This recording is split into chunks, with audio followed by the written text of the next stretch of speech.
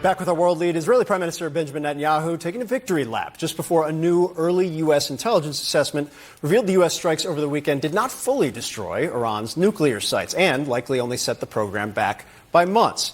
Here's the Prime Minister this afternoon. We have thwarted Iran's nuclear project. If anyone in Iran attempts to revive this project, we will act with the same determination, with the same strength, to cut off any such attempt. I say again, Iran will not have nuclear weapons. Former Israeli ambassador to the United States, Michael Oren, joins us now from Tel Aviv. Mr. Ambassador, this early U.S. assessment that says it wasn't a full takedown of the nuclear facilities, is there any sense inside Israel right now that it might be cause for ending the ceasefire, perhaps needing to go further?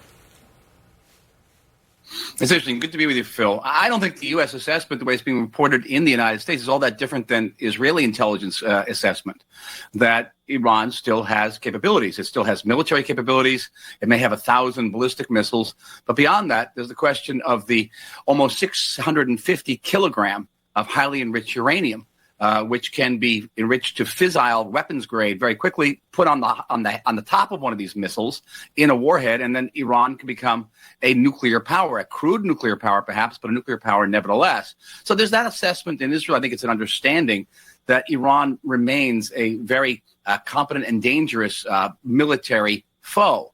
Now, having said that, Israel has taken the war to Iran for the first time after decades of being on the receiving end of Iranian fire or the fire of its proxies. None of Iran's allies internationally or even regionally came to Iran's help, and Iran has suffered a major setback politically, diplomatically, strategically, and certainly in terms of its nuclear program.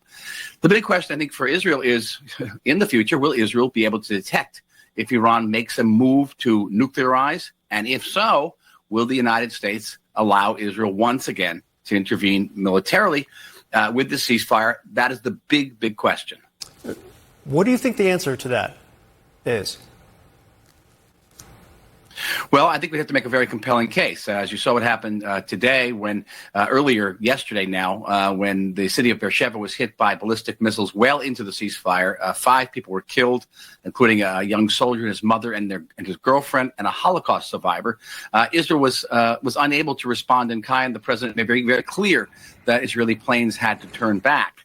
And the Iranian regime at the same time said it was going to start rebuilding its nuclear sites. The Iranian regime declared victory in this battle. And so looking forward, we have to really see the degree to which Israel can respond and defend itself. The big issue is what's going to be America's position at the negotiating table.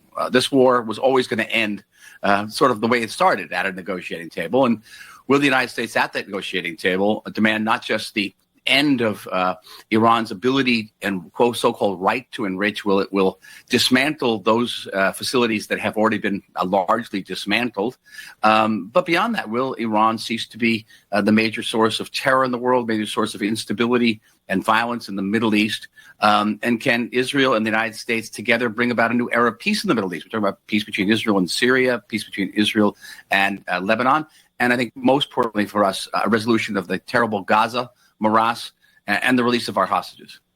Speaking of the release of the hostages, I believe the IDF made mention of this. There's been certainly hostage families who have made the case now is the time to really drive the focus to the hostages, to the war, ongoing conflict with Hamas. What's your sense of the kind of path forward there? First of all, I think that Prime Minister Netanyahu now feels that he's strong enough, perhaps, to take some bold moves in Gaza and to stand up to some members of his own coalition on the extreme right who have opposed any type of compromise moving forward with Gaza. The deal would be something like a prolonged ceasefire, hostage release. Ideally, the demilitarization of Gaza, that the leadership of Hamas would be exiled to some third destination, that an international reoccupation force would begin the rebuilding of Gaza, perhaps Palestinian elements from the Palestinian Authority in the West Bank or elsewhere would come in and manage this new situation. I don't think there's much debate about the nature of what the day after looks like. The big question for the Israeli government has been and will remain, what happens if Hamas says no And will Israel, after the ceasefire, retain the ability to resume the fighting? And that way, the situation in Gaza is not all that different from what's going on in Iran.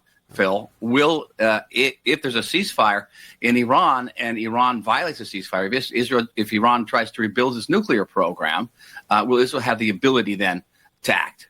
Yeah, the biggest question in both cases. Ambassador Michael Oren, thanks so much for your time. Appreciate it. Thank you, Phil.